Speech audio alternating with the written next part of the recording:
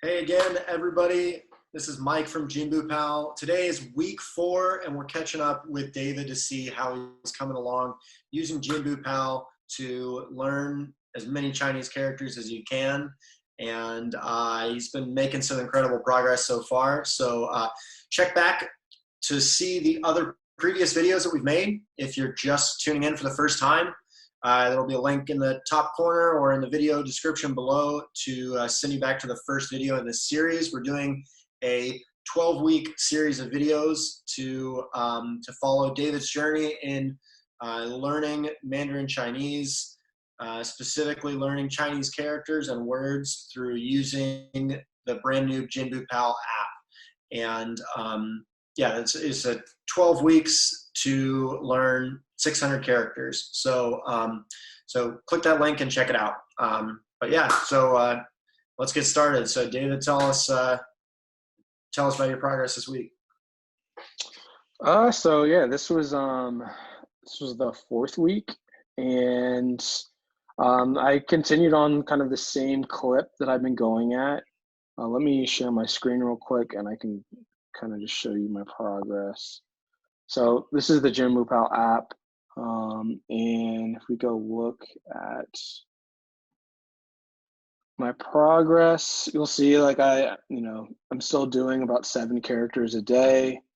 I had started to do tones last week, and this week I didn't really make much progress on that. Just kind of continued on learning pinyin and meaning for the characters I was looking at. I also spent a lot of time kind of going back and reinforcing a lot of the characters that I had previously learned. I know we spent some time talking about that last time. Yeah.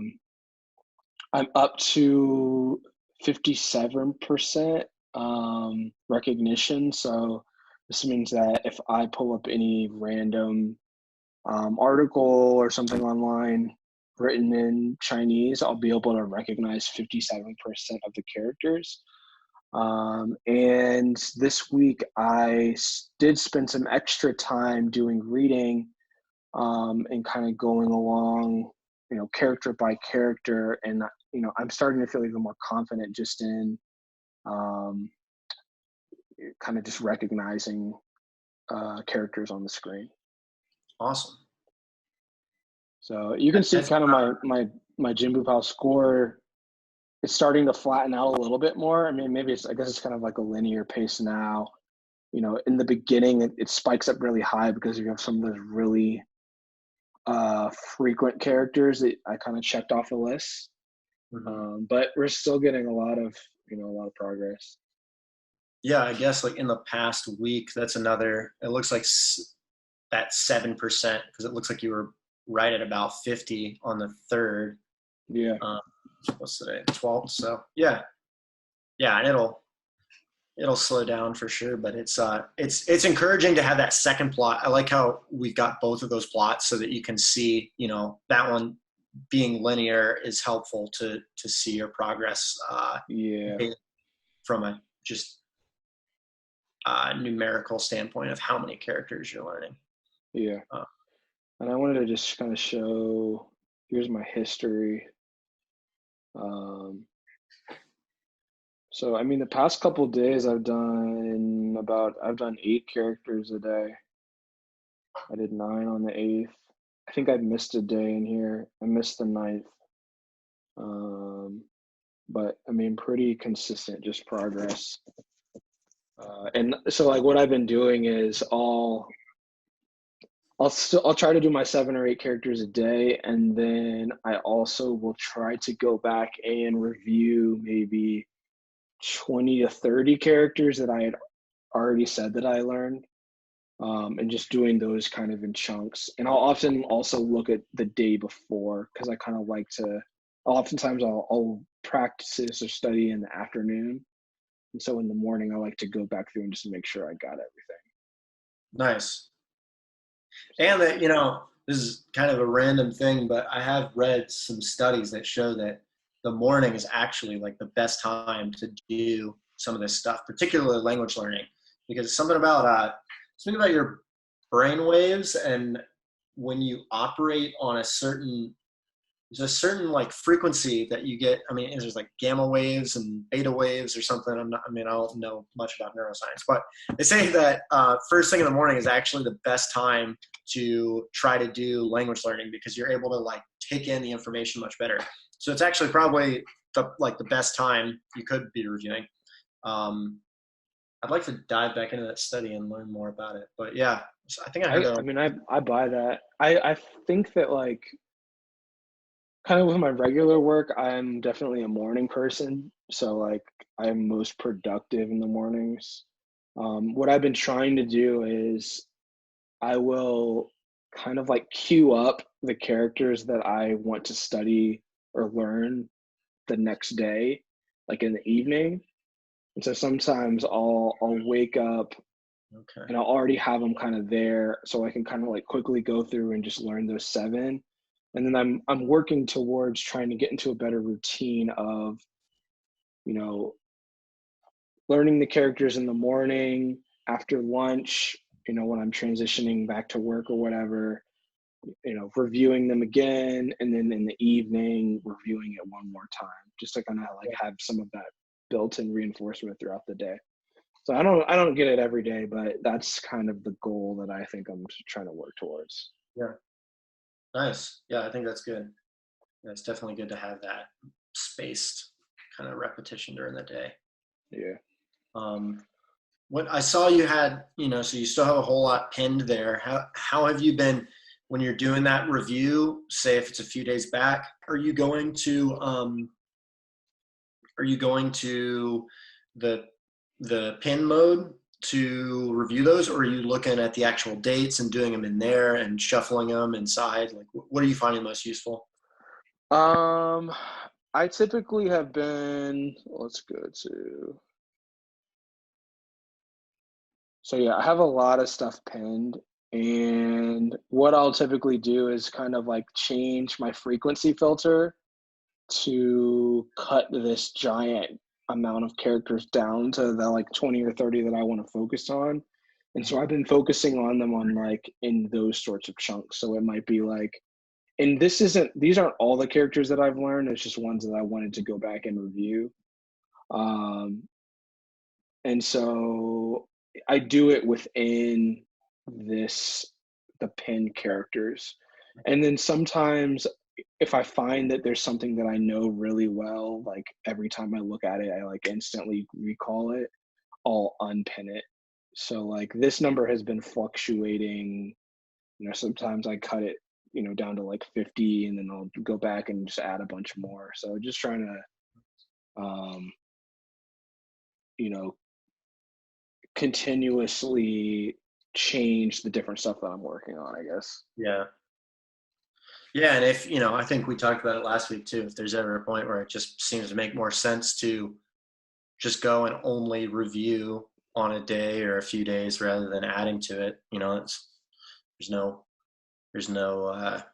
shame in doing that. It's you be able to nail these down if you feel like you need to do it that way rather than adding to it.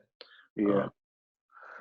Cool. One thing that I wanted to talk about today was I've noticed that there are like certain characters that as I continuously like grow in my mind, like this collection of characters that I know, there's certain characters that look very similarly, and a lot of times it's because they share similar radicals. But like sometimes like there isn't necessarily like, I guess, like an immediate connection between them. And so I'm curious like how you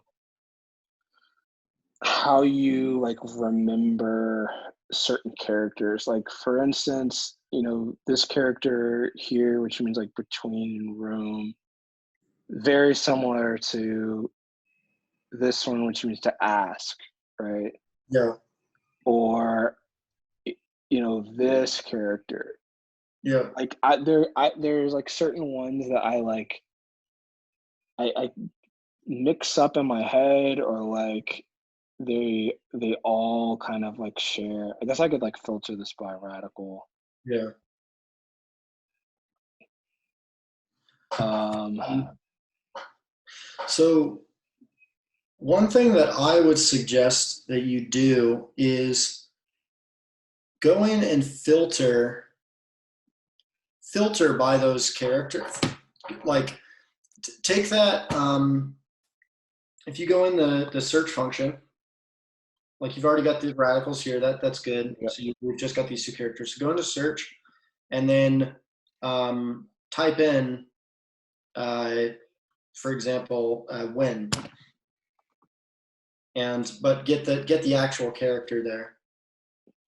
Oh, Or copy it. Yeah. And then hit filter and then go over to words. And so, yeah, of all these words here, I would say the by far and away the most common you'll ever see is that first one, Winty.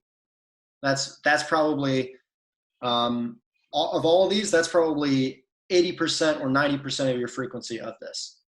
So that can be a helpful thing if, same as we discussed last week, if a particular character has a lot of different general meanings that it's hard to pin down what it means, it can be useful to go and look for some common words that it's used in. So this might help you because you're more used to seeing it in this combination, or you will become more used to seeing it in this combination, and it will be reinforced when you go and start, when you do your reading for the week and you'll probably see this pattern a lot. Okay. Yeah, that makes sense. And that will help you remember. So it will just become something that you recognize because of its association with that particular word. And we've talked about this before. I think we talked about it on one of these videos. It's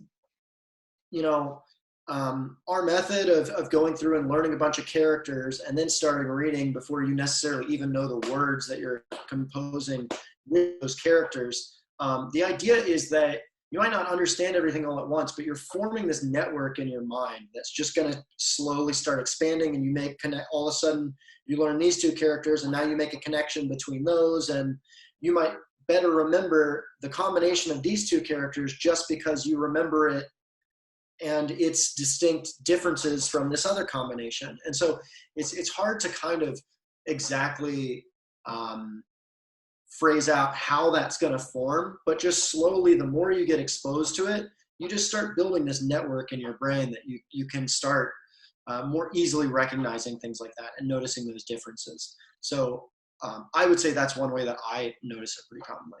And then also, so like if you go back to your screen there and then copy the Jin and do a filter by that.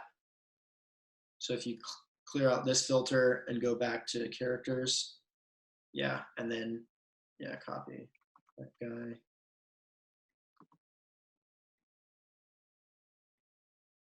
So again, for this, probably 80-90% is that very first one, Shujin. And so that means time. So it's like physically the actual time, like what time is it?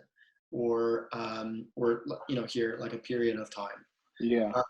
So, but again, it can also mean, so for example, there has room in there. So there's Fangjin, which is the second one. So okay. It might be helpful for you to use that. So not only for the recognition of the character, but also for trying to nail down a meaning. So it might be more helpful to you rather than trying to pick one of those definitions in the individual character and remember those. Maybe it's easier for you to remember time and room, and you remember it's associated with those two words. Yeah. But I think that this filter function is really helpful. It's really helpful to be able to capitalize on that.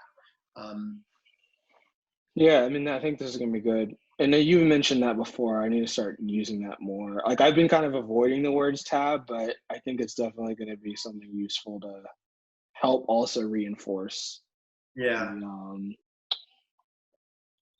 the characters. I have noticed that when because I've been doing more reading, I'll encounter words or characters that were like related to another character I already knew, or like included. Maybe I knew Okay. one character but didn't know the other, and like I'll go back into JinbuPal and like search that, and then I'll like add that to my Yeah. um to like the stuff that I'm going to learn, which has been really helpful. I Yeah. think like today I knew the character for he, but didn't know the character for she. Yeah. And uh, and I like encountered that today as I was just like trying to read something, and was like, oh, this is like, it has the same pinion and it looks really similar besides like one radical difference. So let Yeah. me just go in and like add that because I'll immediately recognize both of these. Yeah. So Yeah. that's been pretty cool. I think that's one kind of uh, an artifact of doing things on this purely data based way. Because if you in a conversation, if you were in an immersive environment, obviously you would be exposed to that and learn that sooner. But with database frequency of characters, you have the word for he, ta, and she also ta, but for the word for other is chita, but it's the he form of it. So you get like double as much frequency from the fact that it's used in that word. So I think that the female version of ta is significantly lower in our frequency list just because of the representation of how that data is analyzed. Yeah, that makes sense. So yeah, that's a one of probably a few misrepresentations in going through the data that way. But that's cool that you were able to pick that out just based on your knowledge of the previous or of the male version of ta, and you could kind of solidify those differences in your head pretty quickly. Like, oh, okay, I noticed that, because you're going to start running into that more and more when you get characters that you'll eventually be able to look at one and be able to guess probably 9 times out of 10 which opinion it is, even though you don't know the actual definition of it, because of the radicals it uses. So yeah, cool. Yeah, well, you got anything else? I think that's a really good point to bring up for sure. I think that was it for me today. Like you know, still kind of chugging along. So um interested to see like the progress moving forward, and I think like continuing to do a lot of the reading is going to help reinforce a lot of the stuff I've been looking at, I guess. Yeah. Oh, and did you start? We talked last week about um, listening to a podcast or just putting a video on in the background just to get some practice hearing more language and trying to pick out some tones and things like that. Did you get a chance to do that this week?